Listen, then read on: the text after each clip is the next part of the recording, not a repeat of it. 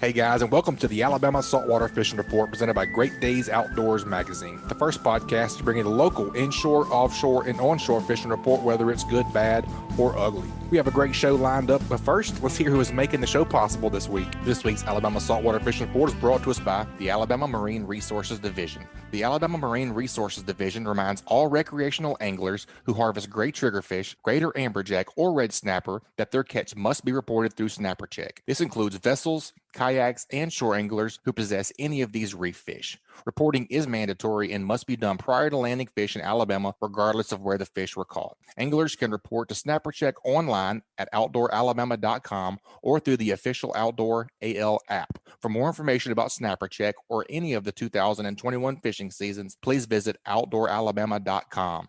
And also brought to you by Advanced Transmission in Spanish Fort. Give the professionals a call who have been trusted on the Gulf Coast for over 25 years at 251-626-6061 or check them out online at www.advanced-transmission.com. All right, guys and gals, I am your host, Butch Theory, and I will be flying solo today. We have some really good reports lined up for inshore, offshore, as well as from the surf. We'll see what our surf guys have been up to. You guys stay tuned. Listen to a great report. All right, let's head down and get our first report, the inshore report. Never know where Captain Patrick Garmeson's going to be with ugly fishing. What you got for a report this week, Captain Patrick? Where you been up to, man? Or what you been up to? Where and what? Yeah, speckled trout, redfish, and sheephead. Kind of a broken record, it feels like, with me chasing the three of those it seems like it started back in October and has not backed off yet. So that's awesome. When opportunities present themselves, try to take advantage of whatever's going to provide us the best action. And last couple days, sheephead has been it, man. I finally got some opportunities to get offshore and get out in the Gulf and chase some of those spawning fish. And I feel like they just been out there waiting on me, because as soon as we literally the last 2 days, as soon as the first shrimp hit the water, before I could even get the net out or have anything in place, we already had a fish hooked up. So that's awesome. That's how I like it. The dude, I really need a deckhand doing that, because it's running around like a chicken with your head because you're going to get a couple break offs. You got some fish to net. You got some, unhooking fish and taking pictures and whatnot. Oh my God, I need like 3 of myself on those on those trips like that. Really, nothing new or earth shattering about what's going on with the sheephead. We took fiddler crabs, we took shrimp, we had live shrimp, we had shrimp that had died in the live well, we had shrimp that were dead on ice that I was keeping as extra bait, and it really didn't matter what you dropped down there, they were eating it. So it's good to hear. It's typical, pretty typical for this time of the year. Once you get it right around the end of March and 1st of April, they're chewing, and we have a mix of it looks like there must have been a pretty good spawn around that full moon, because we're getting a lot of fish that are just flat and flabby spawned out, and then there's some of them where some of those females where the eggs are kind of pooching out, ready to pop. So it's a pretty good mix of fish, and the average the average fish has been kind of that 2 to 4 pound average. Not a whole lot of big hammers where we've been, but the action just been phenomenal. So let me ask you this, man. I know you guys target those, like you were saying. That's whenever I've done it the most. Whenever they move south a little bit, what you're calling offshore fishing structure out there. What are you looking for as far as where the sheephead are going to be? Is there a depth as far as to the bottom range that you're looking for in that, say 30 to 60 feet range, or is there anything like that? Or are you just hitting structure? That's a good question. Right now, because it's been since I haven't been able to get out there and do any scouting, I've been going more off of kind of what I've done historically. So I don't, like, as far as right now I didn't have anything other than I looked up yesterday and the fish were exactly where I was hoping they would be based on the conditions and everything. I like to get kind of on the downwind side of these rigs if if it gets choppy, because the rig a lot of times will kind of help bust up those waves a little bit. There's certainly some reef options out there as well, but it would have been a little difficult to hold up on some of that structure. So I've been just trying to get in behind some of these rigs and just use that rig to help bust up those waves and make it more comfortable on my guests. That makes sense. But the kind of the critical part of that is also, if you get out there and there's nobody on the rig, there's just take a lap around the thing and use your electronics and try to find a group of fish. You may run across a school that turns out to be red snapper, and you may run across a school that turns out to be spadefish. Based on what I'm seeing out there, the sheephead are outnumbering just about everything right now. So, which is a good thing. So really just locate where you see your biggest grouping of fish, kind of pay attention to that depth, and the depth range for us as far as where the fish were positioned were, say, 10 to 25 feet deep. And really, if you start getting below that, you're really just gonna be in the red snapper country. If you're dropping down and every time you catch in a red snapper, then more than likely you're just fishing too deep. Yeah. And shallow it up a little bit. Not to say those snapper will come all the way to the surface as we've seen before. Typically I see kind of a layer of sheephead near the top and snapper more towards the bottom. And I've been terminal tackle's been super simple. Braided line to 20 pound mono or fluorocarbon, a Kale hook, 1/0. I'll even go up to a 2/0 hook this time of the year, because a good red snapper can straighten out that. Man, I've got like a bird sanctuary going on here. It just adds to the ambiance of the show. Relaxing, nice and relaxing.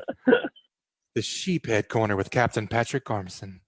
Yeah, right. So I bumped up to a 2/0 Kale hook, and it seems excessively big, but I mean, you can still catch a little bitty hand-sized sheephead on a 2/0 hook. And the reason why I'm going up to that bigger hook is just, my customers, when they hook something, they want to land it. Oh, yeah. And it's hard to teach finesse. Yeah. So if they hook a red snapper and they want to catch it, so I don't want to hook the straighten out on them. So that 2/0 is a lot better option for that. Nice. And then just sticking with really the lightest weight you can get away with. That way they are not fishing too deep and staying kind of in that upper water column and get it done, man. It's that's fun. This is the time of the year to get some kids out there and let them. It doesn't take a lot of technical skills to do this. Right. It's a drop it over the side, kind of keep an eye on how deep you're fishing, and yeah. I mean, if you feel the bite, raise up until you feel the fish and set the hook and game on. Get it done. Yeah, I like it. That's it. Let's move inshore a little bit, man. I know you. I don't know. I saw been seeing a bunch of social posts from you. A bunch of redfish. You've been tagging a bunch of redfish. So, what have those guys been keying in on? Man, that's been a pretty good dock bite for me here lately. Some fish have been kind of on some marshy grass areas, but a lot of it's been dock fishing. Try to locate like a biomass of mullet, and there's now starting to be some glass minnows and pokies and stuff like that showing up out in the bay and Weeks Bay and Magnolia River and Fish River. So been a popping cork? Yeah, popping cork anywhere where that water is probably 3 foot deep and shallower, and then like a split shot rig if it's deeper than 3 feet. That's been kind of my sweet spot. Nice. And it is a little bit slower to fish with a split shot. Sometimes that's just what it takes. The trash fish or undesirables is starting to pick up a little bit. It's still not terrible. So, I mean, we're starting to see where we might get a dozen or 15 croaker bites and a couple of hardhead bites, but still a lot more redfish and some black drum mixed in to really take up most of your bait if you're fishing live bait or fresh dead. What about speckled trout game? Man, the speckled trout game has been fun because when we find them, we're still doing our best damage on artificial bait, catching them on slick lures. I'm mixing in the egret 3.5-inch wedge tail mullet, just nice. Using that thing, just kind of a chunk and wind. And then caught some nice fish on a little slick under a popping cork. So now we did locate some fish on Sunday that was the first bird activity that I've seen all spring. And those fish were keyed in on shrimp, but they were also just absolutely fired up and eating anything that moved. So I mean, we were catching trout with 4 and 5 whiskers hanging out of their mouth and also eating a slick lure. So it was fun. It really was. There was a good bit of action when we located that bite. And then there again, just kind of similar to the redfish thing. If you're really unsure as to even where to start, just kind of take it easy, be observant, look for some life, and start fishing there. And it's very likely you're going to run into some trout and or some redfish. We've done that on the east side of the bay, and we caught some nice fish over in Mississippi Sound as well. So I've been been spread out a little bit. That's good. It sounds like fish are everywhere then. Yeah, putting some good trips together. Been fun. Like I said, the fact that we're catching a lot of our trout right now that we're catching a lot of our trout on artificial lures is still, that's always a plus, because a lot of my anglers are, they like catching fish anyway, but if they can catch half of what they would on artificial bait, a lot of them would prefer taking half on artificial bait versus live bait. So no doubt. That's a pretty cool deal. Heck yeah, man. Well, that's a great report. We got to get a tip from you before we let you leave. What you think for an inshore tip this week? So my inshore tip is it's going to go a little bit against the grain as to what we preach on here a lot. So we talk about taking in all the information we can, from tides to predictive winds and yada yada. And I almost overanalyzed my trip on Sunday. Like, I was sitting there looking at the winds. The winds were favoring the west and by all this, and it just did not look right for me to want to go to the Eastern Shore. But my customers, they were on the Eastern Shore and they were interested in doing a trip over there. And I was like, well, maybe this is going to work out. And I almost, even the morning of the trip, I almost still pulled the plug on going there. Anyway, I was like, nope, I'm going to stick with it. This is what we're going to do. And we went there. Conditions were not ideal, but the fish were chewing. So anyway, I guess the tip is sometimes you can almost have too much information and overanalyze the situation. Sometimes you just got to go fishing. Sometimes you just got to go. And that's what we ended up doing. And it worked out for us to where we had a good catch, and conditions weren't necessarily favorable for that area, but it worked out. So that's my tip, is don't completely get paralysis by analysis. That's right. I like that. Don't do that and not go for one. We could have, if I were just fun fishing and I said, man, I really wanted to do this zone and now the conditions aren't shaping up, I'm just not going to go now. We would have missed out on a fun day of fishing. That's a great tip. I stuck with it and caught some fish. I like it, man. I know, like you say, fishing's heating up, man. Everything's heating up. Well, actually, it's about to cool down tonight. I was just looking. It's 78 right now. It's going to be like 47 when we get up in the morning with the world's just weather. Yeah. Hopefully that won't mess it up too much. Kind of sounds like, I think it was last week, Captain Bobby was saying that we're right on track for the spring pattern. He doesn't really see the colder temperatures or anything impacting it? What do you think?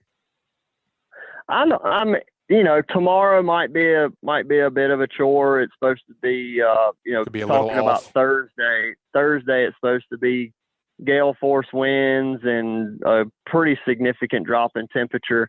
The fish aren't going to necessarily feel that drop, but there's probably going to be a significant water movement pushed out of the bay, and some of those shallow flats where the fish are today are probably going to be 1.5 foot, 2 foot lower tomorrow. So that's a pretty significant change that you'd want to try to avoid.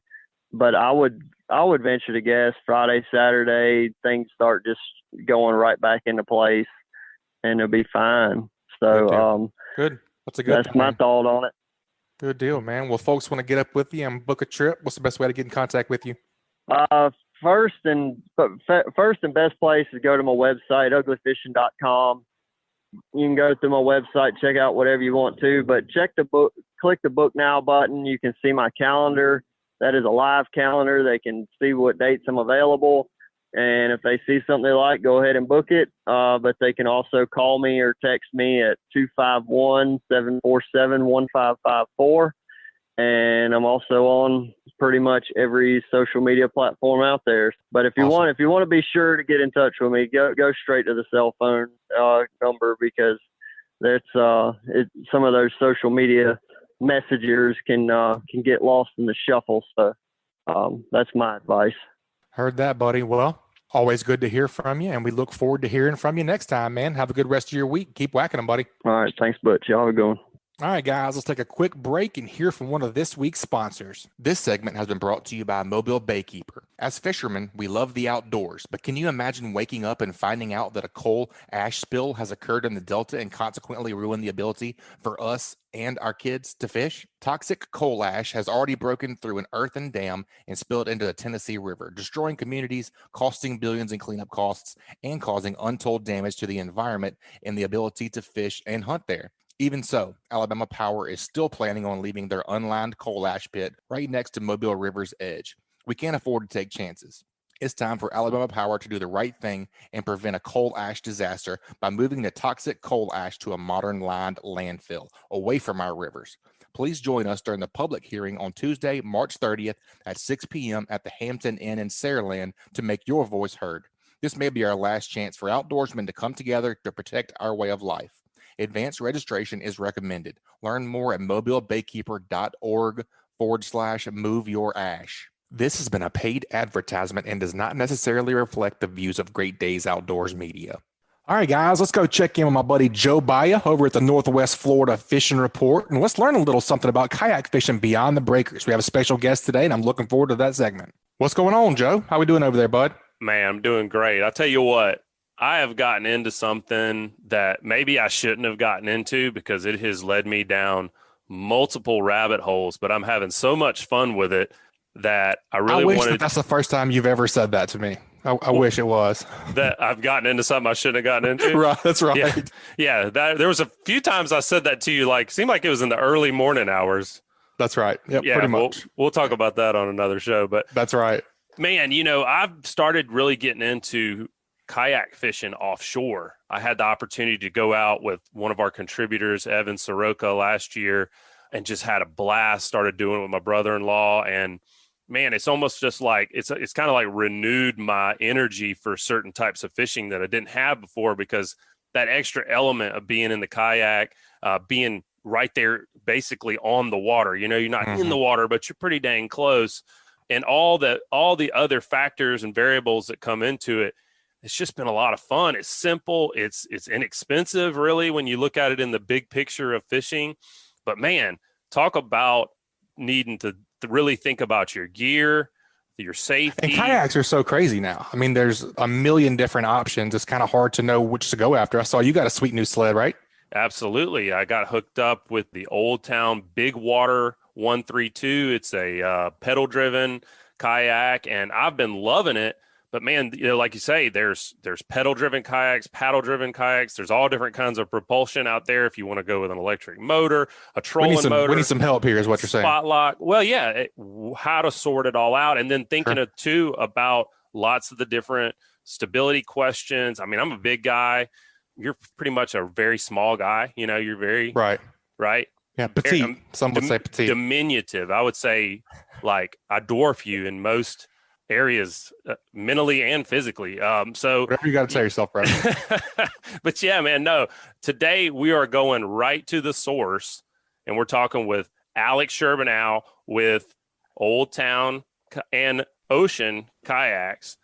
Alex, welcome to the podcast, man. We're going to grill you on fishing offshore. Did I get that last name right? You nailed it. I'm excited to be here. I hear that exact terminology every week. It seems like people are finding kayak fishing. They're starting to go offshore, and that is where I live. That's my passion, amped up and ready to go. Yeah, we got to get Butch out there on the Gulf. You know, we're down here on the Gulf of Mexico. You're up on the Great Lakes, but I'm sure with your job, you get to talk to lots of different kind of anglers, bass fishermen, inshore guys. But today we're going to focus in on the offshore guys. We're talking guys that are heading out, quote unquote, beyond the breakers. They're dealing with a little more rough water, potentially dealing with some surf, deep water. There's some extra safety considerations with being that far from shore. Now, you're up on the Great Lakes. We're down here on the Gulf of Mexico.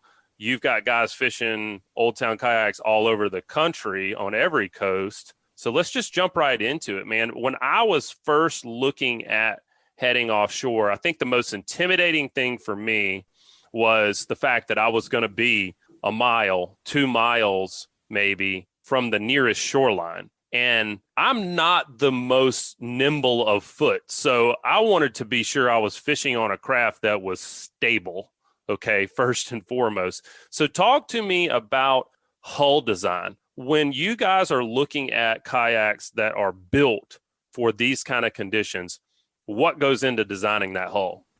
Yeah, and that's a great point. Like when you're going out and you're making the jump into a kayak, it's a different game because, you know, if you're in a motorized boat, someone falls out or has an accident, you might be able to run 3 miles in a minute. When you're in a kayak, that can take an hour. So you got to really think through and have a process. You have to have a float plan, and you really have to be prepared for the worst case scenario at any given time. That said, of course, like you said, you kind of start at step one. What kind of kayak do I need?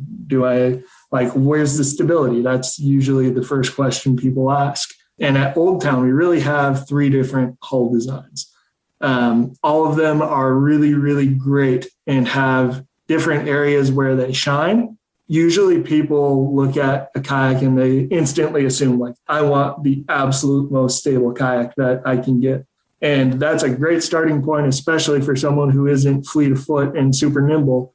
But it's not always the best solution. So when you look at the Old Town lineup, we have what we call the PDL 120 and the PDL 106. It's a 12-foot and a 10.5-foot kayak.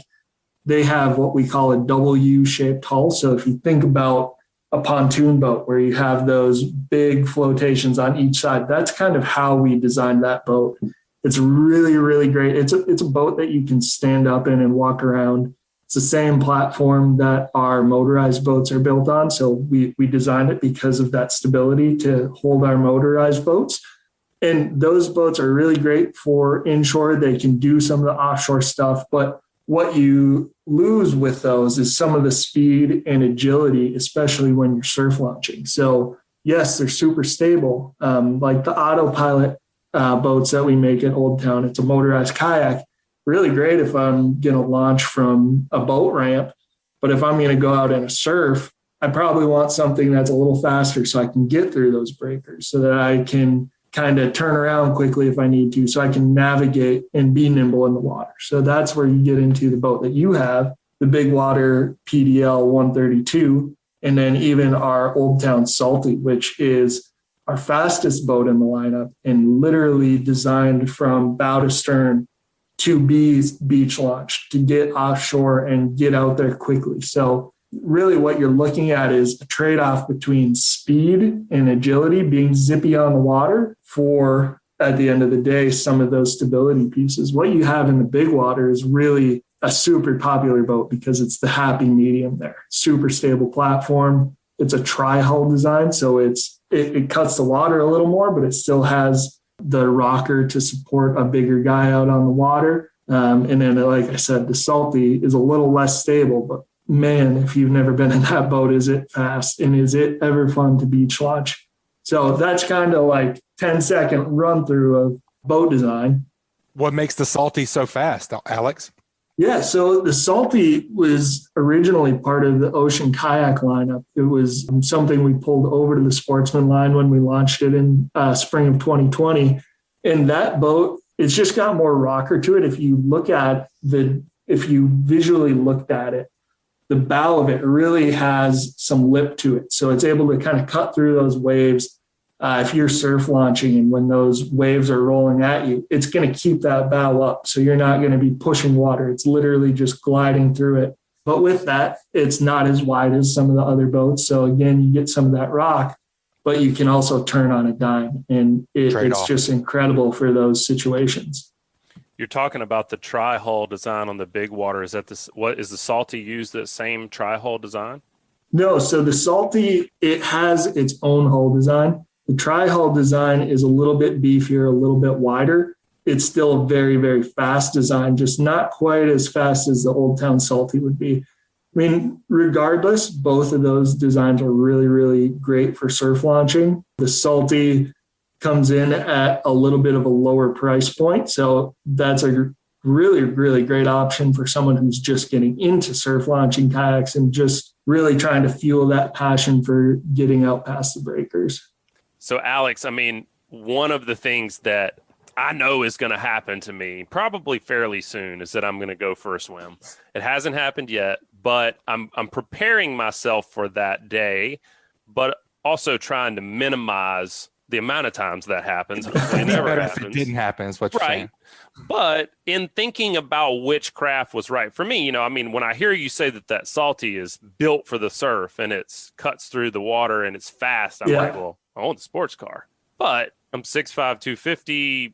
Maybe I need to go for the minivan. So, I would agree with that. You need the most cautious thing possible. The F-150. Maybe that's cooler than the minivan. Right. So, talk to me a little bit about the different kinds of stability where you're not saying that the Salty isn't stable, but what are you giving up by going for that speedboat? Yeah, for sure. And that's a great point. When people come to us all the time and say, what kayak should I get? And there's no universal answer to that. Even when you are surf launching, you need to understand who you are as a person and what you're trying to accomplish. Like I was saying earlier, that big water 132 pedal is also an incredibly fast boat. It's literally named the big water. This is what it's designed for, to go offshore. It's a little more stable, but again, you need to understand how you're able to perform in the kayak. The boat is only designed to do so much. So there are a couple things to keep in mind when you're going offshore and doing surf launches and things of that sort, like keeping the center line of your body over the center line of the boat. Never let it get over that edge, because no matter what boat you're in, if you're leaning your body way over the edge of that kayak, guess what? You're probably going to be swimming with the fish and swimming back to your kayak if you're surf launching. So there's performance to consider on your own abilities level. Experience. Yeah, experience level. And feeling comfortable in a boat. Yeah, it comes with experience for sure. Makes sense.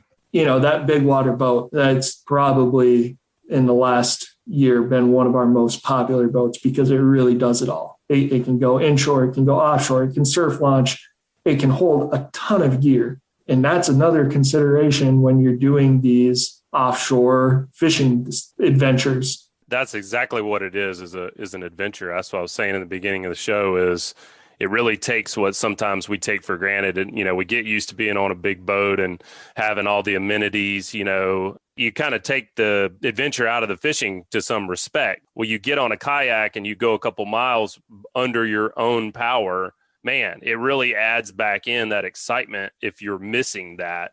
Yeah. I think that dealing with the surf and dealing with what would not be rough water for a boat, but can be rough water for a kayak is another element to that excitement. So keeping that thought in mind, if, we're kind of narrowing it down, it sounds like that for folks looking for the offshore kind of kayak out of y'all's lineup, that salty and the big water, like you said, the big water's built to do that, are going to be two great options. But what about picking your spots? So, and I don't just mean, you were talking about the speed being important in the surf, being able to get past that breaker before it breaks. But also, what about those offshore conditions? What can somebody expect if they get one of these kayaks that they can actually fish in safely? When do you say, no, not going today? Yeah, it's always the number one consideration. Like, when, as great as the fishing might be and something that, a 30-foot boat can handle, you have to have that realization that I'm still in a kayak and I need to know my limitations again. When you're going offshore, always look at the marine forecast. Even if you have a 2-knot wind, you can find some pretty big rollers out there, and no one likes to be in those situations. So I would say this: everyone has their limitations. Everyone knows when they show up at the water and they look out there like, all right, I'm not really comfortable. I would say if you have that gut feeling in your stomach, and you look out there and you get a little nervous, put it back on the truck and go home, because nothing's ever worth it. It's also, when you're going offshore, always great to do the buddy system. Always a good idea to have someone with you, have a float plan, at the very least, let someone know where you're going. True. There's a lot of Coast Guard guidelines that you should adhere to as far as having a visible light or a visible flag flying behind your kayak. You're in a smaller boat. You can get run over if you're not paying attention. You have to know your surroundings. The boats around you are just as dangerous, if not more, than the water itself. And again, just know your ability level and your comfort level. Always wear your life jacket when you're going offshore. Experience level too. I mean, yeah. You're going to get in a little more hairy stuff than I am, because I don't have any experience from it at all. So just use your brain. Yeah. And I mean, it's not rare for me to go offshore and on Lake Michigan and go 5 miles, but that's not for everyone. And you also need to know the limitations of your boat. Like, if you're in a paddle boat, you probably don't want to go 5 miles offshore. If you're in a pedal boat or a motorized kayak that has the battery performance to do that, like our autopilot can with the correct battery, sure, maybe you venture a little farther out, but just know your ability level and lean on your experience and the people around you. Don't be afraid to ask questions, and don't be afraid to pack it up and go home. You started getting a little bit into some of the gear considerations, and that's been something that I've been having to think about is, like you say, float plan, some kind of ability to communicate with people, visibility, making sure you're visible to other boaters. We're going to talk a little bit about some of that essential kit, those essential pieces of gear that you need to have if you're thinking about going offshore. But before we get there, I think that probably the biggest thing that is on the minds of most people getting into kayaking, but especially kayak fishing, is exactly what you mentioned about, do I want to paddle? Do I want to pedal, or do I want to use some type of propulsion, some kind of power to get me there? And I know getting into offshore fishing, I had done some kayak fishing, and I was really frustrated with holding a paddle and trying to fish. So for me, it was a no-brainer. Paddle-only kayaks were not something I was interested in.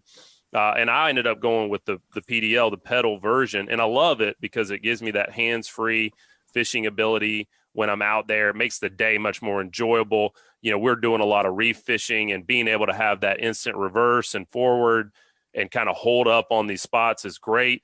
But as I've been learning more and more about it, seeing a lot of the guys are really going to just paddle only options. And then I've, seeing a lot of the different propulsion options that are out there with, there's some really amazing small motors that are electric powered out there. So what do you think? I mean, for offshore guys, what do you think when it comes to your method of propulsion? What are your considerations there?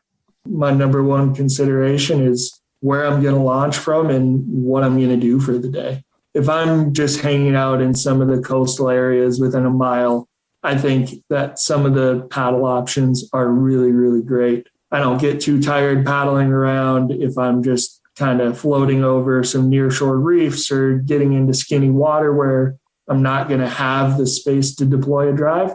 Yeah, absolutely. I'll use my paddle boats. But when I'm thinking about offshore and I'm thinking about going 1.5 miles, 2 miles, 3 miles, out to 5 miles, I really think about the pedal boats and the motorized options just because I'm going to be moving around so much and trying to cover so much ground. These pedal boats nowadays, you can go 3.5 miles an hour without exerting really any effort, which is crazy. And on the motorized side, you get a good thumb workout with our autopilot messing with your iPilot remote on the way out. So it's truly lazy man kayak fishing. But when you're differentiating pedal from power, that's where you start to think about, where am I launching from? If I'm going to surf launch, I probably don't want to have a motorized boat, purely because if you were to go sideways in the surf and roll over, you have a motor and a 100 amp hour battery that's going to come down on top of you. And that adds a lot of extra weight. You're not going to be as nimble. It's heavier. It's harder to paddle. To get out past the surf, pedal options shine there. But when I'm in Lake Michigan and I'm launching out of the boat ramp, you can bet that I'm going to take the easiest route possible and sit there with my motor driving me around so that I can run 3 lines and fight 25-pound salmon. It's just nice. The ultimate convenience and big boat comfort in a small package. Yeah, I would think wind and current would play a big role into that as well, as far as, getting offshore quickly or back in quickly. Yeah, exactly. It's really, again, it comes back to who you are, what your fishing style is. If you're an active angler, if you're someone who likes to sit back and troll around, you just got to think about those things and really do some research on the boat that's going to fit your style. Gosh, I'll never forget. I moved to Virginia Beach for about 5 years. I grew up here on the Gulf Coast, and I didn't know much about it. The Lynn Haven Inlet has insane currents and tides. The tide will drop 5 or 6 feet, and it'll rip 7 knots out of there. And me and my buddy were like, let's just go paddle. I had 2 cheapo kayaks. Like, let's paddle back there on, Back Bay, Lynn Haven Inlet, catch some redfish or something like that. Didn't even think about checking the tides or current or nothing. We were in for a very, very, very long trip back, Cap.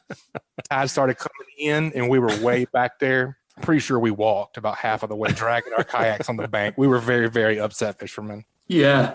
I mean, bridge fishermen. Pedal drive there. Where you at then, Alex? Where you at?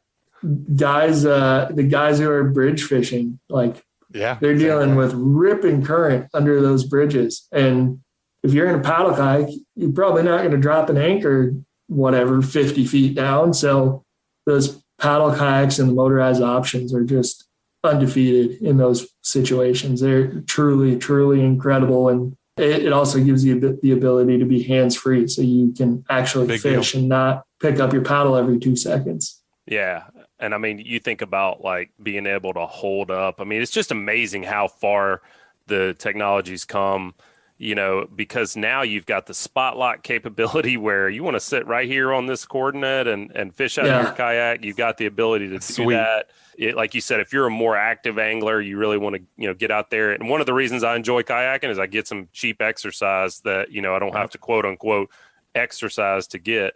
And I really like that option. But, one of the things I've enjoyed about that big water 132 is that it paddles really well. Even though I've got the PDL option, like you said, when you're first launching, a lot of times it's a little too shallow to drop that pedal drive down. So you need to be able to paddle. And that's another thing. Why don't we use that to segue into talking about an essential gear? Because, that PDL is rock solid, but golly, everything has the ability to break. So I've always got that paddle with me to deal with getting through the surf, to be a backup just in case I were to have some kind of pedal drive problem. I know y'all offer a big, what's the warranty on the pedal drive? It's like 5 years or 5 years. Yeah. So, but talk to me about, kind of your essential kit for the guy who's thinking about taking his first offshore fishing trip. Great question, because that's, again, top consideration, especially because it's so safety based. Obviously, 2 things you never want to leave without: your life jacket and your paddle, because if you were to break a prop pin on your pedal drive or get a bunch of fishing line tangled up and you're in choppy conditions and don't have the time or ability to safely remove your prop and deal with that, you got to get back to shore somehow. So the paddle is obviously a necessity. Going back to your life jacket, I kind of view that as like my safety hub. So on my life jacket, I always wear it because if I go over, it's not going to do me any good in the back of the kayak. And on it, I always have a little knife because I'm offshore. I'm usually using a fishing line that is either a thick braid or at the very least, like a heavy fluorocarbon or mono. And it's not just going to rip with my hand. So having that little knife, if you go over and you panic and you get wrapped up, pulling a knife out of the little pocket on your PFD and cutting the line, that can save you in 2 seconds. And you'd be shocked at how many people have that happen to them. And the knife just comes in as such an underrated tool, not to mention cutting up bait, doing the little things like cutting your line to tie your knots and stuff. Just great to have. Again, you like slice a lime, put in a margarita. Yeah, exactly. Gotta stay hydrated. Enjoy yourself. Gotta be prepared, guys. You gotta think. Gotta stay hydrated. Yeah. And then, like I said, having a marine radio, one, to be safe, two, because a lot of charter captains use it and you can listen into their conversations and figure out where you should be fishing. That's a good one.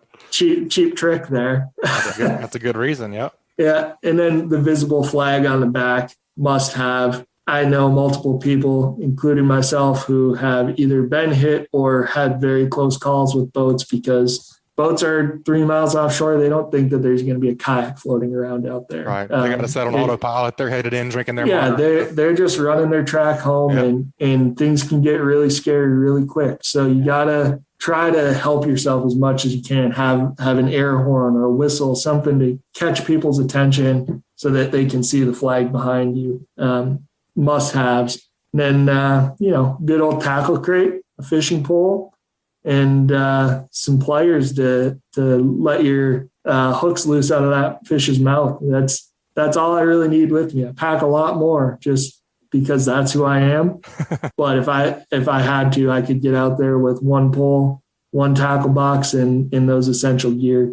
I've been really impressed with the amount of room and the amount of storage that's in that kayak. I mean, I was able actually just on a quick inshore trip to put my 3.5-year-old in the back cargo area in a little stadium style seat with his life jacket on. We've been having a blast going and catching trout and redfish, and that's been a lot of fun. But for offshore, like you say, you put in the effort to get offshore, you're going to want to stay out there a while. When I've been, you're not going for a 3-hour trip. You're going to want to stay out there. You've gotten that far, especially if the conditions are right. It's awesome. So you want to be able to have everything that you could possibly need with you. And I think that's another thing to think about is that while you may not be a big guy who is even close to the weight capacity of this, think about what kind of angler you are. Are you the guy that's got to have a rod for every lure? Or are you willing to retie? Right. You minimalist, or do you want to bring the kitchen sink? That's got to play into that as well. Alex, one of the things that I've been thinking about a lot, especially with offshore fishing, is the ability to anchor. In the right conditions, I want to be able to do that, especially for different types of fishing. We have some really good sight fisheries along the coast here that I feel like using that kayak just outside the second sandbar or in the trough would, if you're not in a heavy surf conditions, would be amazing for sight fishing. Even being able to put, kind of hold up over a bottom spot, a reef, and be able to just relax a little bit, take a break during the middle of the day. Anchoring was something I was a little bit concerned about. So what are your recommendations for people that are thinking about wanting to anchor? What are some of those considerations they need to think about? Yeah. So really, it's a situational thing. Our sportsman line kayaks come shallow water anchor ready. So if you're pushing up into the flats, chasing reds, going after snook, and tossing into mangroves, shallow water anchor, there's built-in inserts on the rear of the kayaks. So it's easy to add. A lot of folks use stakeout poles as well in those shallow water situations. But when you're getting into some of the deeper water, there's a lot of talk about proper ways to anchor, and it's definitely something that requires some research but there are solutions out there that keep things safe and give you the ability to do it effectively. So there are anchor trolleys for kayaks, which is essentially a pulley system that you mount on the side of the kayak, and you can clip an anchor line to it. So what that does is it allows you to position your kayak with that anchor so that you're not getting broadsided by waves and current the whole time you're out there. In essence, it allows you to move the anchor point where you're tied off to the kayak forward or back on your kayak itself. Another thing a lot of people do is tie a clip and a float to their anchor line. So if you were to hook into a fish that's dragging you around, you can unclip it, your anchor line will float, and it'll hang back behind you. And of course, there's always going to be people who just say, hey, I'm in 20 feet of water. There's not a lot of current. I'm just going to tie this anchor right to my handle or whatever. That's generally not the recommended way to do it, but a lot of people are doing it. What I would say is no matter what you're doing when you're anchored, I said it earlier, always have a knife with you on your life jacket, on your hip, somewhere that it's readily available, because if you have a log come down a river, if you have a boat coming and you can't pull that anchor up in time, I would much rather pull that knife out and cut off a $10 anchor and be safe. So just number one consideration is just, being ready for those risky situations should they occur, and doing the safest practice that you can. Yeah, I think too. And the other thing to think about is think about how much water, what kind of depth you're going to be in. Make sure you've got enough scope in your anchor line. Look at you going back to captain school with the scope word. Come on with it. So, the thing is like we've talked about before, those are going to be condition dependent. But Butch, do you remember what the proper amount of scope is? I mean, it's going to be anywhere from 4 to sometimes even more, depending on the conditions, 4 times the water depth. So if you're in 60 feet of water, you better have 250 feet of anchor line, sitting there ready to go. Which is a lot on a kayak. That's a heck of a lot, So you got to be thinking about that, or thinking about ways to accomplish that. And I like the idea of the anchor trolley too, because that's basically giving you a bow cleat or a stern cleat quickly. And the other cool thing is you were talking about that quick detach buoy. Yeah, that's smart. That's one of the things also that I've really started to love about kayak fishing is you start to think about your gear and you're saying, well, can I get this piece of gear to do something else? And guess what? Your anchor buoy just becomes a buoy. So if you want to mark a reef and then you're not anchored, but you're using that buoy to tell you where that reef is, and then you can fish around it with your kayak and stay on that reef. I mean, it's just a lot of fun to go through the gear considerations and start to think about how we can get offshore, without buying gas, without having to do all these things that you got to do when you've got a big boat, without spending $100,000 on an offshore boat. It's a lot of fun. And I know that today's been awesome, but there's still a lot more questions that need to be answered. So Alex, if folks want to get into this and they want to learn more about offshore kayak fishing, where would you point them for more information about y'all's lineup, but also just the sport in general? Yeah, for sure. And I would be doing everyone a disservice if I didn't just drop in there that should you not want to carry an anchor line, we do, again, have an autopilot kayak where you don't need an anchor line and you can hit spot lock and harness the power of iPilot. But should you want more information on that, if you're trying to figure out what kayak is right for you, there are a ton of resources out there. Of course, check out oldtowncanoe.com. Check out the Old Town Facebook page. We have the number one area I would recommend is someone going on to Facebook and checking out all these Facebook groups out there. There's an Old Town Sportsman Facebook group, an Old Town PDL owners group, Old Town Canoe and Kayak owners group. And these are literally people who aren't affiliated with Old Town in any way, shape, or form, that are just sharing their knowledge and their love for the sport, the good, the bad, the ugly, things they have done to do upgrades, things that they looked for when they were making purchases. Like, those are the people who are going to give you the honest to God's truth about what kayak you should get in. So again, Facebook, Old Town owners groups, a bunch of them will pop up. Jump in those, join the conversation, reach out to us anytime. We're happy to help. This sport is growing. It's not slowing down. People are finding ways to get offshore and do crazy things with kayaks. So it's an exciting time for the sport and outdoors as a whole.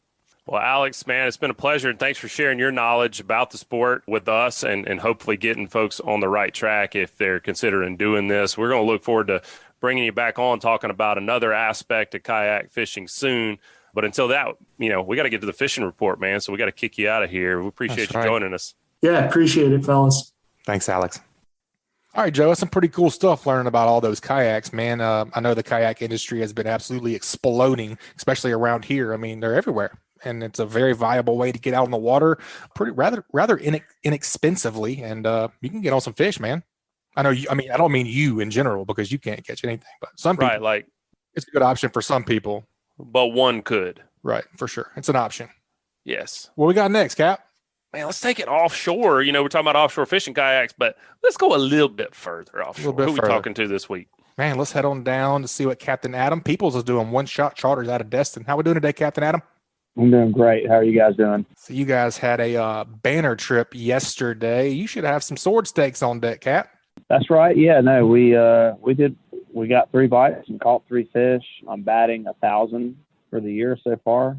Caught every bite we've got so far this year, so that's awesome. That's very awesome. It was rough as it could possibly be, but we made it happen, and my crew, hats off to them. They hung in there, and I mean, it was nasty. So it was absolutely a good trip. You're fishing in 1,500-ish feet of water.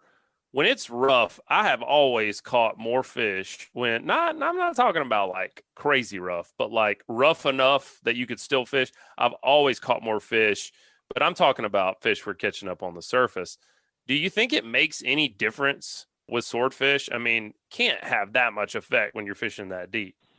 I don't at all. No, the only thing I think it does is it does make, for me, it negatively affects me mostly because of how I want to drift and how I want to present the bait. And like yesterday, it was so rough that I didn't really have a lot of options. I just basically had to drop the bait and let it roll and just do what I could with the boat to not get crushed by the 5-footers. But it gives the bait some action. But I mean, honestly, like I'd rather it be flat calm. Sword fishing. I mean, honestly, it just makes things easier. It makes fighting fish easier. It makes seeing the bite easier. I can give the bait plenty of action without the seas help. So, yeah, I mean, I agree with you in a lot of situations that a little chop helps the bite. But with sword fishing, man, I'd just rather it be calm.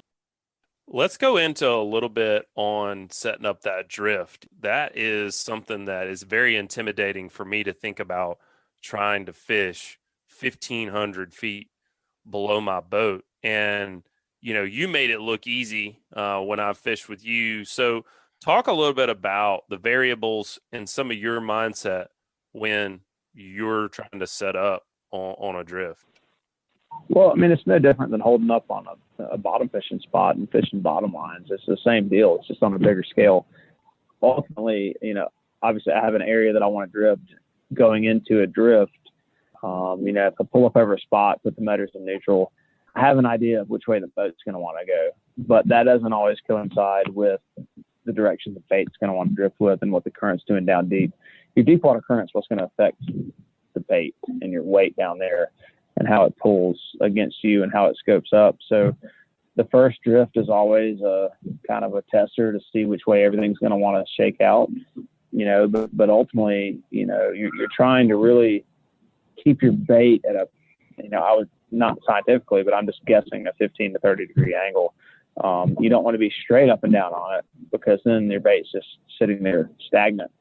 You want a little movement to it, but if you get drifting too fast, then your bait's going to scope up and get way up higher in the water column than you want it and all that. But, really, it just boils down to, it's essentially the same as holding up on a bottom spot, and you just control that. You can get stern into the conditions or bow into the conditions to change which way you drift to kind of control that drift. But it's just really just getting out there and playing around with it and seeing what it does. And just your bait and what your scope and your line is doing dictates what you do. Some days you can go in whatever direction you want, pull it however you want. Some days maybe it only wants to go a couple different ways, and you just got to adjust your plan accordingly. You're talking about holding up on a bottom spot. A lot of times that reef whatever it may be, that wreck. It could be a huge wreck, or it could be the size of your boat, or it could be even smaller. But it's not going to be much bigger than, maybe say like a tanker or something like that. So when you're talking about fishing for swordfish and deep dropping for swordfish, and you're looking for these areas of relief, how big are these areas that you are trying to fish? If somebody wants to get out there and start probing and start looking for their spots, start developing their own areas to fish, are these canyons, are these football field size areas? Are they miles of bottom that you're trying to fish? How long are these drifts typically? Well, I mean, the spots themselves can be fairly small.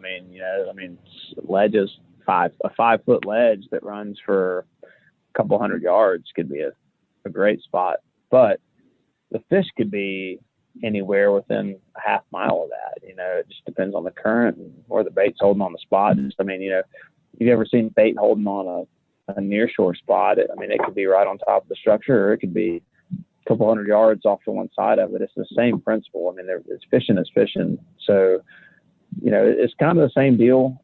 With me, obviously I've got spots that I like to bring my bait over, and I get bites over those spots a lot. But at the same time, like take for instance yesterday, I hit an area and got my baits right over a couple of my favorite spots several times with nothing, and then went and dropped about a half a mile off, just kind of out in a random direction, and immediately got bit. So to answer the question, it's, yes, you want to find bottom structure and spots that are holding stuff, but at the same time, don't be fixated on that, because the fish could be anywhere in that area. I'd love to tell you I haven't figured it out, but I don't. They do something that surprises me every time.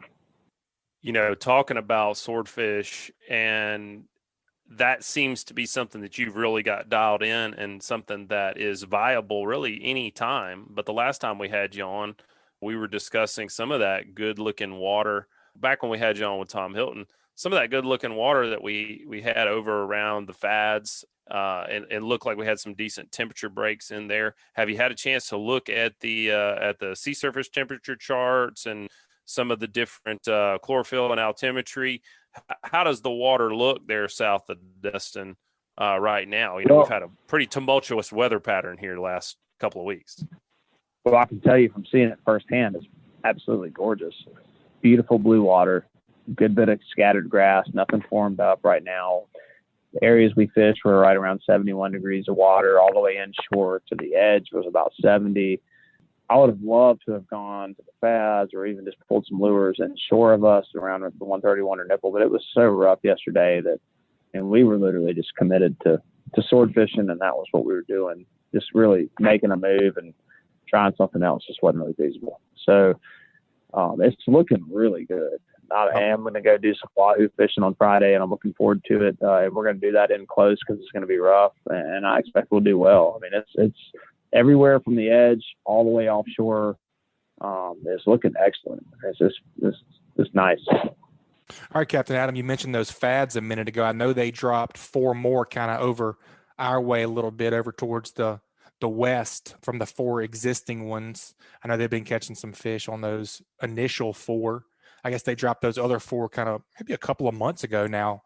You've been hearing anything and any action on those? On any of them? Any of the 8?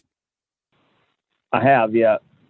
I've heard of some decent dolphin being caught off of the newer ones in the last couple of weeks, and then I know of a couple folks that went out there and went 1 for 1 on blues and missed a whitey on one of them already, and then I know another one on a different pad that they were marking some, and I trust what they were saying. They were marking some billfish, but they just couldn't get any bites. So yeah. They're alive, man. It's still early, but as it gets warmer, I'm sure they're going to fire up, and the conditions couldn't be better out there. So it's just a matter of time before those things go off. I would think so. It's really good to hear that the water temperatures, that's quite an increase from last time we talked, and that's definitely a positive trend upward. How is the bait situation there near shore? You able to get all the bait you need right now? Absolutely. Yeah. It's not up in the pass yet, but I mean, just offshore and 50, 60 foot of water on the near shore structure. I mean, there's just all the bait you could want, speedos and cigar minnows and sardines. It's all there. I mean, especially if you wait till a little later in the morning once the sun comes up, it's just all over the surface. I mean, it's just acres of it.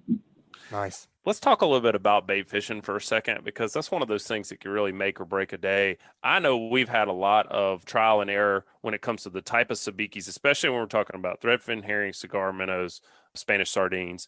It seems like they really want a certain type of sabiki in certain conditions. The other thing is how you're actually fishing those sabikis. So I know I have my strategy, my pattern that I use that seems to produce. But what do you look for, Adam, when you're choosing a sabiki? Or is there anything that's important to you in terms of fluorocarbon versus mono, or certain color hook, or certain color skirt, or certain size hook? And then also when it comes to actually starting to fish and catch that bait, is there anything you're working with your deckhand and saying, hey, like, do it this way, or working with your charter to say, like, this is the best way to end up with not only catching some bait, but a stringer full on a sabiki and not getting tangled up too, is another thing I see a lot. Yeah, for sure. I mean, I do like a green number 8 sabiki. I like the mustads. That's what I typically buy. They're cheap and effective, and that's just what I go with. I don't really feel like that it's a huge deal, other than the size of the hook and the little fly that are on the sabikis. That's why I like a number 8. It's kind of an all around. I mean, I catch everything from hardtails to thread fins on it, and everything in between. As far as what kind of bait you're catching, it kind of depends on what the bait's doing and how deep it is and stuff like that.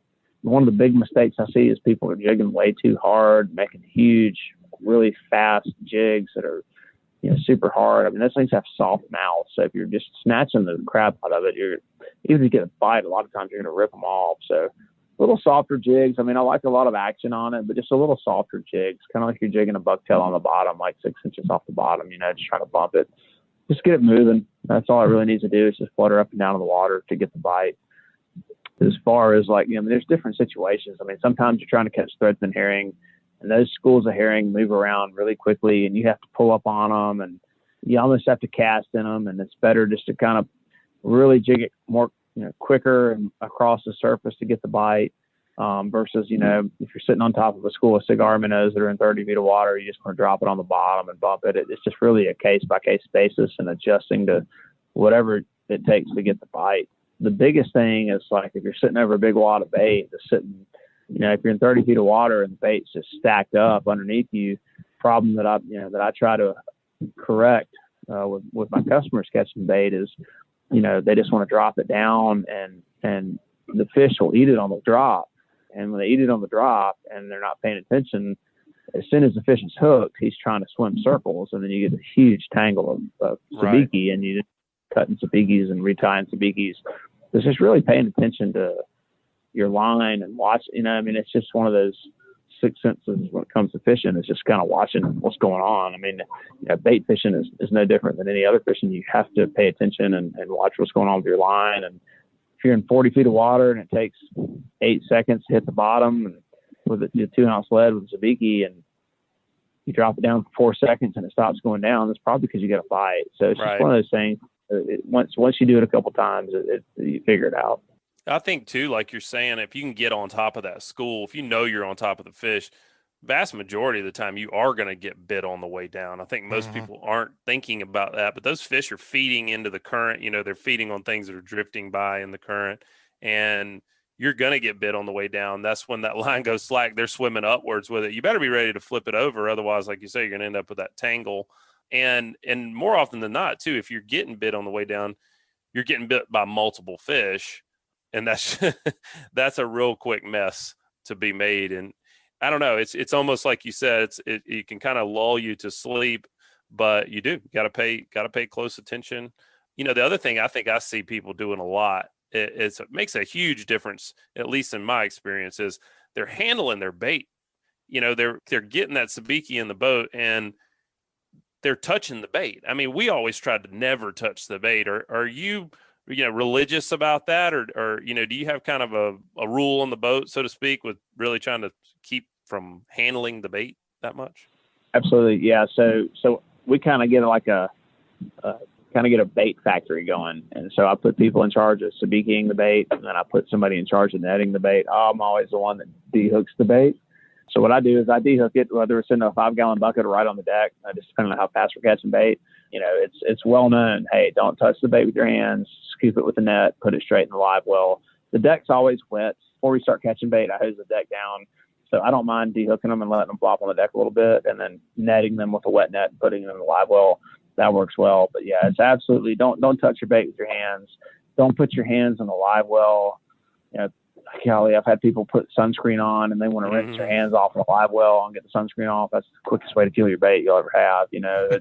It makes a difference. Yeah, for sure. So definitely a dehooker, and don't touch it. Get it straight in the live well. It seems like those speed baits, like we're talking about, they're very sensitive. It's like if you get one dead one in there, you got to get that dead one out as quick as you can. That can foul the whole bait well up, it seems like. And another thing I see people doing, I know we're belaboring the point about catching bait, but I mean, this is the difference a lot of days. If you can put together a really good live well of bait, and if it takes you 30 more minutes to catch your bait than it should, or 30 more minutes than the next guy, that's 30 more minutes you're getting to fish. And a lot of days that's the difference. So one of the things I see is folks lifting that bait over the side.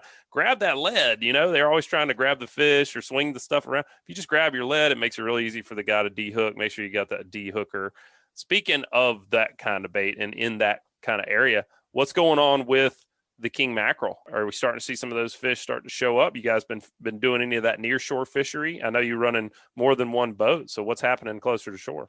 I have not seen any yet. I haven't heard of any yet. Not to mean there hasn't been any caught, but it hadn't happened that I've seen yet. It's not far. It's coming soon, but I have not gotten into them, nor have I seen any reports of it or heard anything of it. It's coming soon. The Spanish mackerel have been ravenous and been really good fishing, but just haven't seen the kings yet. I know there was a couple of cobias caught yesterday. Man, I saw that. Yeah, when the cobias start getting caught, usually the kings come up on the beach. But, the kings always show up on the pier first, always up on the beach first, and then they start kind of sliding, because the water up close always warms up, first, and then the bait shows up on the beach, and they follow that, and then it kind of normalizes, and they kind of get into the normal pattern. But no, man, I haven't seen any kings yet. We ran a flat line all day today and didn't have any luck on that, so. To kind of round it out, we've got a few things open right now. Of course, you can catch vermilion snapper, you can catch triggerfish. When's triggerfish going out this year? And what's opening up, right? I mean, do we have a kind of triggerfish going out, and then what? Amberjack's going to open back up? Have they set that date yet with Amberjack? From last I saw, triggerfish is supposed to stay open through the end of May. Whether that happens or not, only National Marine Fisheries knows that. Amberjack opens May 1st. Theoretically, we'll have amberjack and triggerfish for May, as long with, your deep water groupers are reopening, so your camps and your red groupers and everything but gag outside of the depth limit can now be kept on April 1st, which is cool. So really, the next big opening is going to be amberjack on May the 1st, and then of course triggerfish and amberjack both close May 31st, and grouper and red snapper open June 1st. First charter boat. Yeah, and I'm not sure about that in Alabama as well. You guys make sure and check your local laws wherever you're fishing for sure. I was trying to look here on the internet, but I can't read fast enough to keep up with y'all. Well, the reality of it is that more and more things are going to be coming available here pretty soon. It's just going to get better and better. Hopefully we can just get the weather to cooperate with us, but it remains to be seen. Butch, I know we got the Hey Cap question coming up for Adam. Who's got the Hey Cap question this week? We do, man. This week's Hey Cap question comes from John Freeman. John asks, "Hey guys, I fish a 30-foot center console. I've always heard there is a specific way or preference to troll for pelagics on a center console by using one motor instead of both. Could y'all weigh in on that for me? What you think as far as that goes, Captain Adam?" Well, a couple points to make for John. I also fish a similar size center console, and I always troll both my motors. One of the things that I will say is important is making sure that both of your motors are in tune and running at the same RPMs. I get the whole one motor thing. It's for a cleaner wake, one less motor making bubbles. But with a twin propped boat, man, that's just more hassle than it's worth. And honestly, I've caught a lot of fish trolling with both my motors running. I've never had to worry about it. The main thing is just getting them harmonically the same, because it does matter. If you've got them both out of whack, then it's just not going to sound right. It's going to affect, whether the fish come up to take a look at what you're pulling behind you. I will say that, on the Invincible I run, it's a quad motor boat. So, on that Cat, when we're trolling, we'll turn off both the outside motors and run just the center motors. It doesn't affect our maneuverability, and we don't have to run at crazy high RPM, so we present a cleaner wake at a lower harmonic RPM, and it works well for us.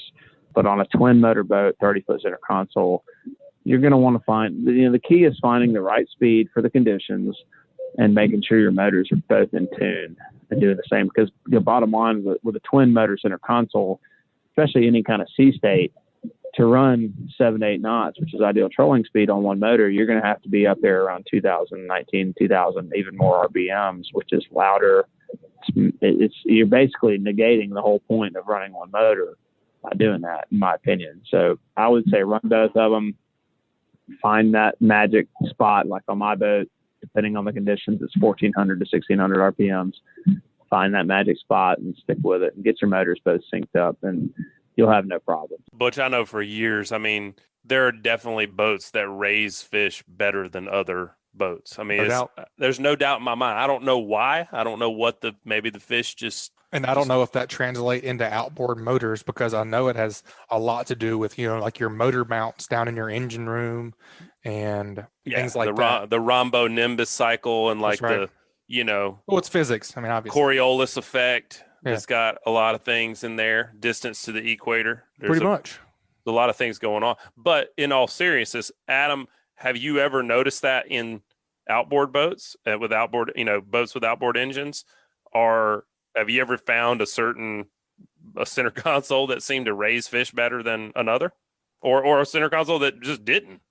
Man, it's hard to say for me whether or not, days where maybe the fishing was just bad, or for me, it's hard to say. Do I believe that that's a possibility? Absolutely. It's certainly a thing. And for me, it would be hard to say, this was the cause of that today. This boat just doesn't raise fish, or this boat raises fish better. I know that my boat raises fish. That's, to me, all that matters. Yeah. Amen. It's one of those things that, man, you can sit here and spitball it all you want, but there's no way to really have an answer on it. Well, I know the reason why I don't catch fish is because it's the boat's problem. And always. So it's not me. I would say, John, definitely get with your wife and let her know that your boat just won't raise fish. I think you need to step it on up. 30 feet, it's not long enough. It doesn't throw enough shadow. That has a lot to do with it. He needs a 40-foot. He needs a 40-foot invincible Cap. That's right. I think he needs to go to a sport fish. It's a big deal. We got to have the diesels. Need to step it on up. Vibrations. Got to put out the good vibrations. You heard it here, John. Just tell your wife to listen to the show, and I'm sure she'll get on board. What's John getting? Yeah, John submitted that question. I think he emailed us actually at alabama@bestfishingreport.com. John's going to get a prize pack from the Slick Lure. John, make sure you email us your shipping address to alabama@bestfishingreport.com, and we'll get those Slick Lures out to you. Captain Adam, that's a great report. Great answer to the Hey Cap question. We appreciate you being on, as always. If folks want to get up with you and book a trip, what's the best way to get in contact with you? Yeah, just check out our website, www.oneshotcharters.com. It's got all of our social media links and all that good stuff on there.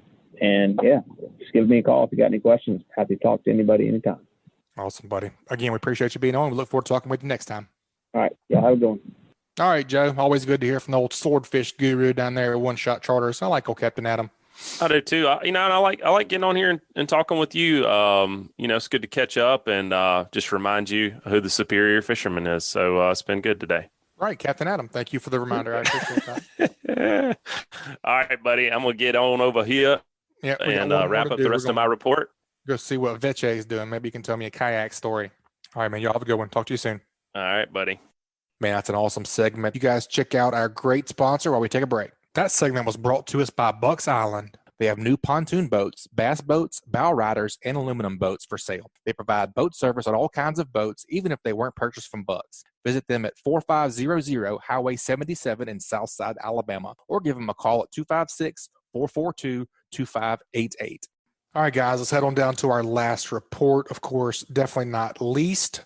Let's talk to Chris Vecsey down at Sam's Bait and Tackle in Orange Beach. Let's see what's been going on in the surf. I've heard a little something about a pump stomp going on down there. Chris, what's been up, buddy?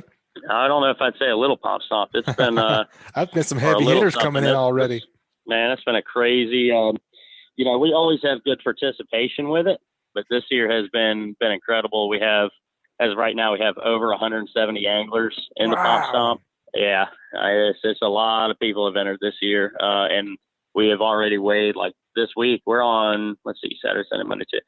We're on day 5 right now, and I mean we've already weighed a lot of fish.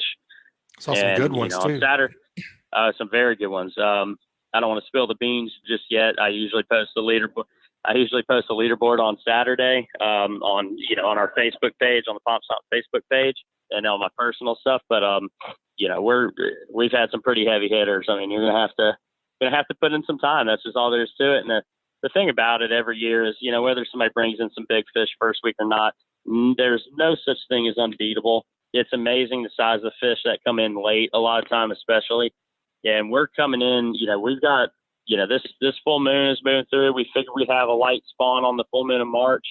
The full moon in April is usually not only the prime bite on pompano for the spring, but that's typically when we actually see the biggest fish. Yeah, we're just getting started. We are just getting started. We have over 5 weeks left in the tournament. We haven't seen anything yet, is how I look at it. Yeah, well, I saw you got to get out and catch a few yourself, and you had some kids involved. Really cool, man. So, oh yeah, yep. Walk us I through had what some you're doing and what your day looked like. Yeah. So basically, I fished Sunday and Monday. Monday was a little bit slower. We caught a couple fish, but it was definitely slower. Sunday was gorgeous. We had pretty much, I would say, perfect conditions. We had light winds kind of out of the southeast. It actually ended up switching almost to southwest by the end of the day, but they had just enough surf action. You had good, you still had some decent current despite the fact that we were on a neat tide. We did have a decent incoming tide, brought in some nice, clean, high salinity water. And we just fished. We fished pretty simple.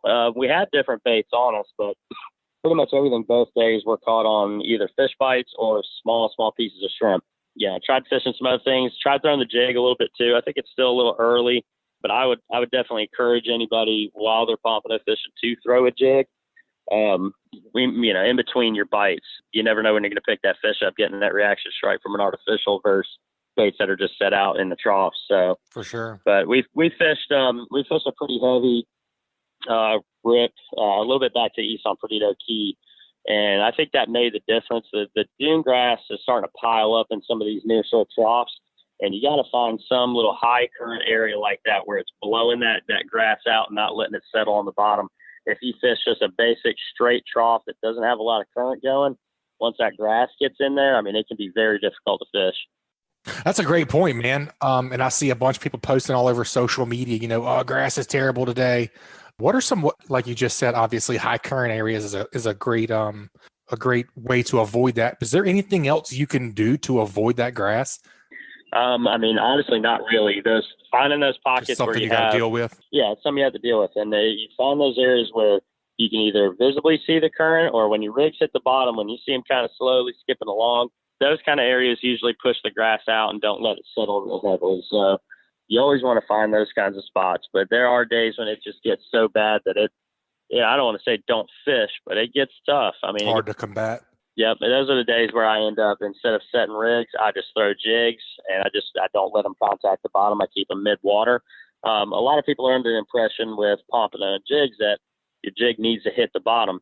I've caught pompano on topwater lures. I've caught them on twitch baits. The world record was caught on a topwater lure. Mm-hmm.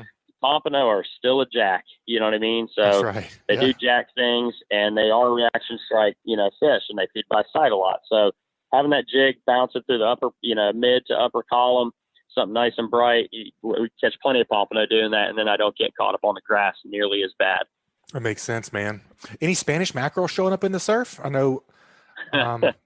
In the surf, somewhat, but just off the beach and in Perdido Pass.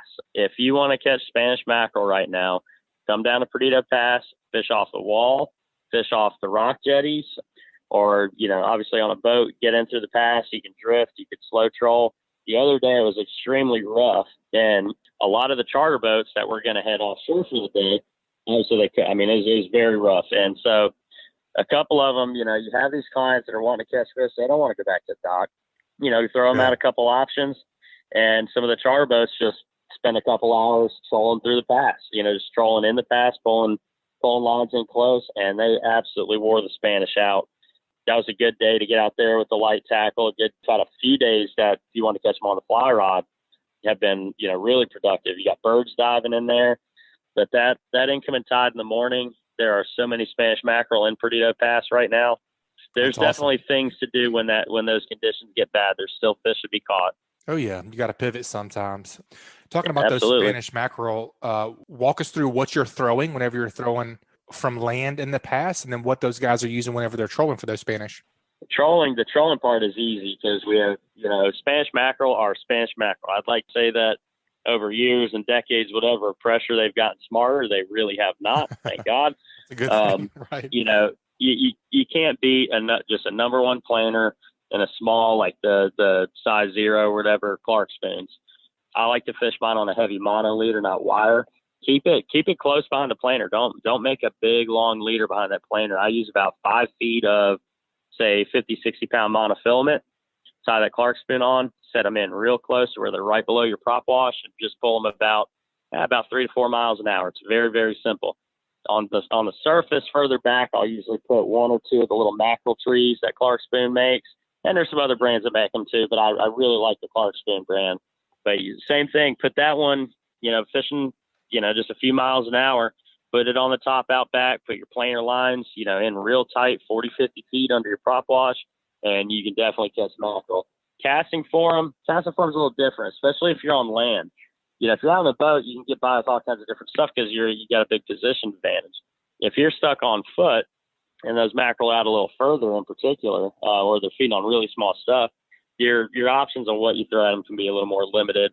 There's a lot of small metal jigs. Clark spoon makes some. Like that gotcha. Who else? Sea Striker. Well, the gotcha, you have the gotcha plugs, but that's a little bit different. You know, you've got the metal tube on some, and then some of them have a plastic body. I actually like the single hook kind of diamond jig style lures. Yeah, and true. Clark spoon makes some really good ones. Sea Striker makes some really good ones. And they're just basically just flat metal, minnow-shaped jigs. But you got one treble hook in the tail versus the 2 hooks like on a gotcha plug.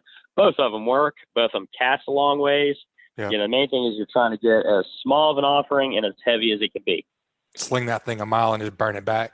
Yep, absolutely. What about sheepshead, man? Captain Patrick gave us a really good east side sheepshead report, and I think it was last week Dusty was saying he'd been picking up some of those in the surf over there. What's happening on the old sheepdogs? Well, the sheepshead numbers are really good this past week, as they told you. But, you know, we're starting to get in that period. The water's getting up into the upper 60s. The sheepshead are either going to be spawning or already spawned on this full moon. Yep. Usually once it's post-spawn, they thin out quite a bit. So I would say you've got another week and a half of really solid sheepshead fishing, and then expect it to taper off. And I mean, it tapers off pretty quick a lot of time. You can usually catch them into early May, but after that, they become a very thinned out target. It's better to get on to other stuff at that point. But this is definitely a critical point. If you want to catch sheepshead, you want to try to go within the next week or 2. All right, Chris, that's a great report, man. It's good to hear that things are heating up. You guys make sure and you can still register for the pump stomp, right? Yeah, you can register up until we pretty much shut down registration the last week of the tournament. You know, if you still have a few days at the end of the tournament and you want to sign up, you absolutely can. At 24 hours prior to the end of it, though, there's no point in it because we do have a wait period. So I usually cut off registration the last week. So you still have 4 weeks basically to register for the Pomp Stomp. Now, there is a 24-hour, because we're already into the tournament, there is a 24-hour waiting period. That's just to keep things honest, keeps people from, you know, you get out there on the beach and you're not going to enter the tournament, and then you catch this 5-pound monster, and then, I'll go enter the tournament, and then an hour later you try to bring this fish in. Yeah, right. You got to wait 24 hours before you can weigh a fish. Yeah, honest. So, you can register for a while. Yeah. Yep, and you can tell. I mean, if a fish has been frozen for 18 hours or in a bucket of ice, you can certainly tell. Oh yeah, absolutely. I mean, that's the thing is if you keep them on ice in 24-hour period, this ice should still be pretty clear. The fish should still be reasonably fresh. If you bring in this foggy-eyed, nasty, slimy, smelly thing, I know, then it's pretty easy to guess that you did not catch it within that 24-hour period. Yep, for sure. Just be honest, people, right? Yep. That's right. Well, that's right. I know that you guys sell tickets there at Sam's Bait and Tackle. If people want to get involved in the Pomp Stop, what's the best way to get involved? Well, I didn't, I'm hoping by next year to have an actual online registration. I don't have it this year. So for now, you can either register in store, of course, or you can just call us. We've done a ton of registrations over the phone this year. And that's 251-981-4245. So you can also follow us on Facebook. We're actually on the page. It's the Alabama Pomp Stomp. You can follow us on the Facebook page for that and keep up with leaderboard, prize drawings, because, a lot of guys, they keep up with that leaderboard thinking, that's how you're going to win. But we actually do weekly prize drawings, and it's completely at random for anybody registered. So when you enter the tournament, you're going to get a really cool, kind of official Pomp Stomp tournament shirt. It's a long sleeve performance shirt. And then you're automatically entered in the weekly prize drawings. We give away rigs, we give away packs of Fishbites, we give away gift cards to restaurants. We do all kinds of different stuff. So we try to keep as much stuff going to where people can win all kinds of different things.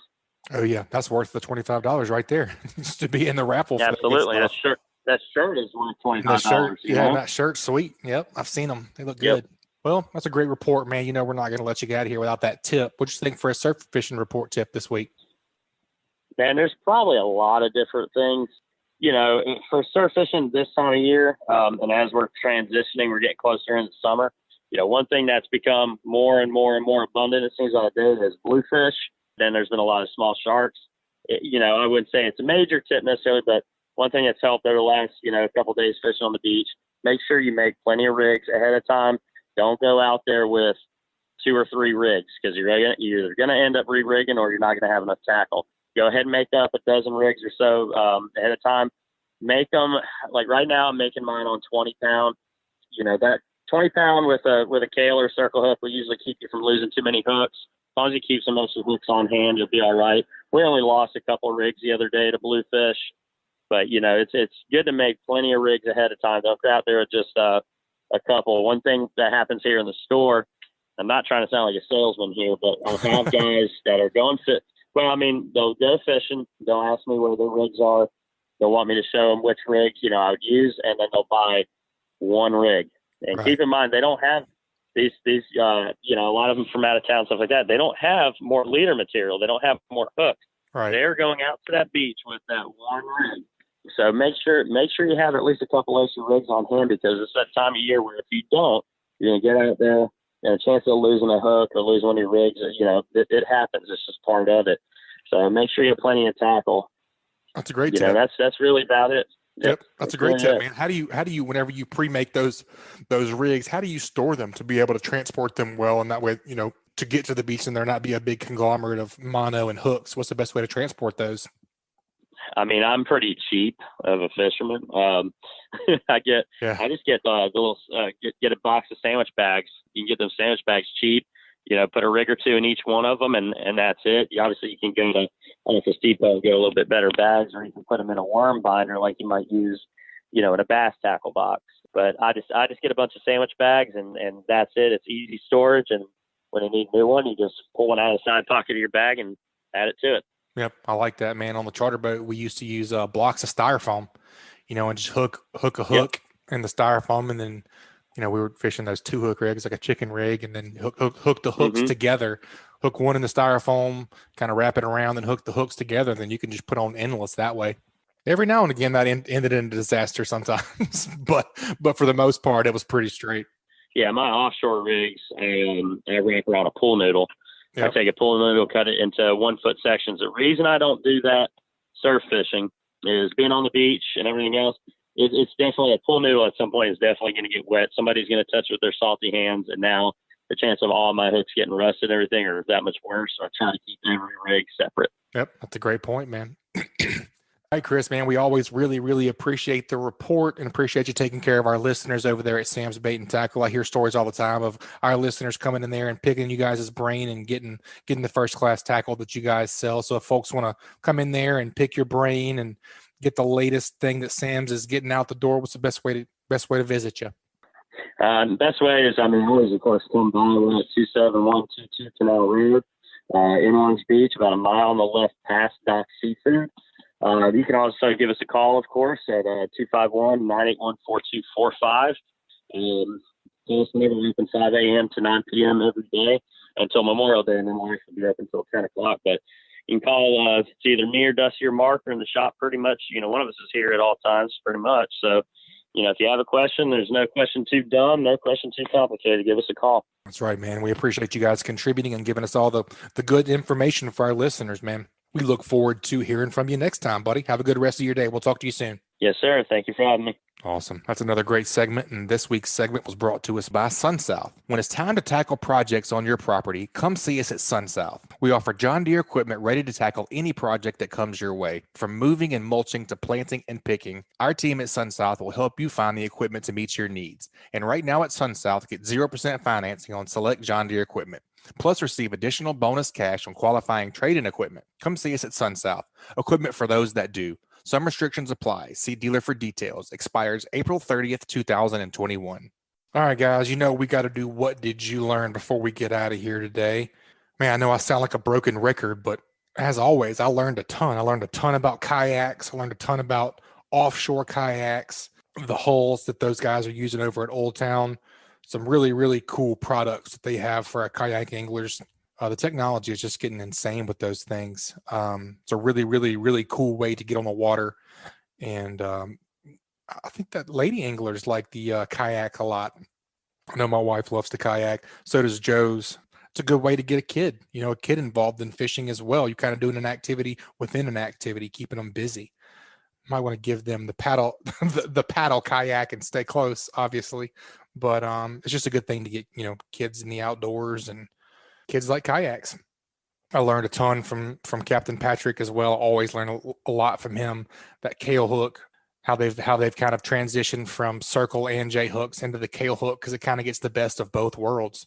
You can set the hook a little bit, or you can let them eat it a little bit longer. That's a game changer as well. I learned some. So I like how Chris takes his rigs to the beach as well. That way you keep each individual rig safe from rust and the salt air, keeping them in those Ziploc or, an air and water tight container. I always learn a lot from Captain Adam as well. He's been on those swordfish. And that was a really cool Hey Cap question from John about the one motor versus the two motors trolling on center consoles, because I've heard that as well. I've heard multiple things kind of coming up in the offshore world about trolling on one motor or rotating out port versus starboard motor, and which times were better for that. But it makes a lot of sense that you don't want to rev up the RPMs in that one motor to get the outcome speed that you would like. Just crank up both motors, keep it as quiet as possible. It's not going to make a big difference on your prop wash as far as trolling goes. I wouldn't think that one or two would make a big difference on that. But like Captain Adam was saying, he fishes that Invincible with 4 motors. So they shut off the 2 on the outside and use the inside 2. And I think that definitely makes sense.